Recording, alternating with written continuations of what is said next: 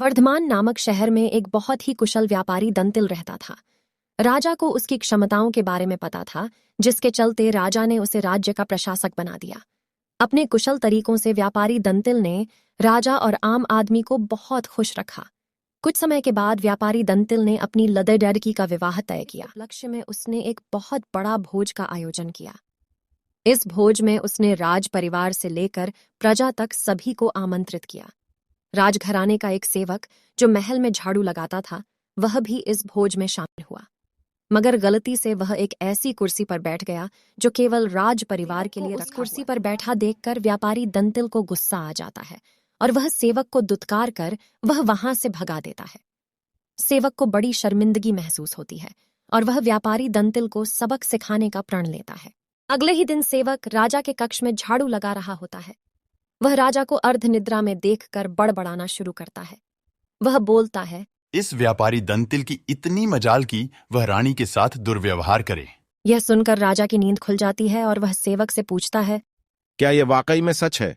क्या तुमने व्यापारी दंतिल को दुर्व्यवहार करते देखा है? सेवक तुरंत राजा के चरण पकड़ता है और बोलता है, मुझे माफ कर दीजिए, मैं कल रात को सो नहीं पाया। मेरी नींद पूरी नहीं होने के कारण कुछ भी बड़बड़ा रहा था। यह सुनकर राजा सेवक को कुछ नहीं बोलता, लेकिन उसके मन में शक पैदा हो जाता है।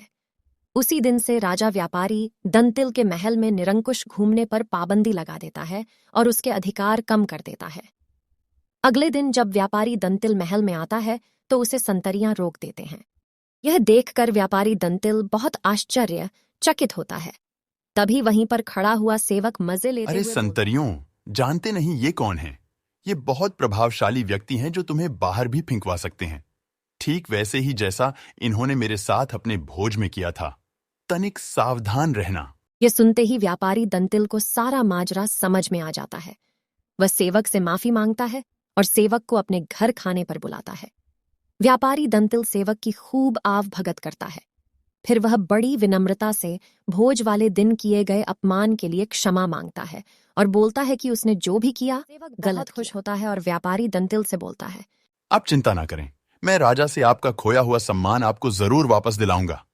सेवक फिर राजा के चरणों में गिर जाता है और दोबारा कभी ना बड़बड़ने की कसम खाता है। राजा भी सोचता है कि जब यह मेरे बारे में इतनी गलत बातें बोल सकता है तो इसने व्यापारी दंतिल के बारे में भी गलत बोला होगा। राजा सोचता है कि उसने बेकार में व्यापारी दंतिल को दंड दिया। अगले ही दिन राजा व्यापारी दंतिल को महल में उसकी खोई प्रतिष्ठा वापस दिला देता है। सीख, व्यक्ति बड़ा हो या छोटा, हमें हर किसी के साथ समान भाव से ही पेश आना चाहिए।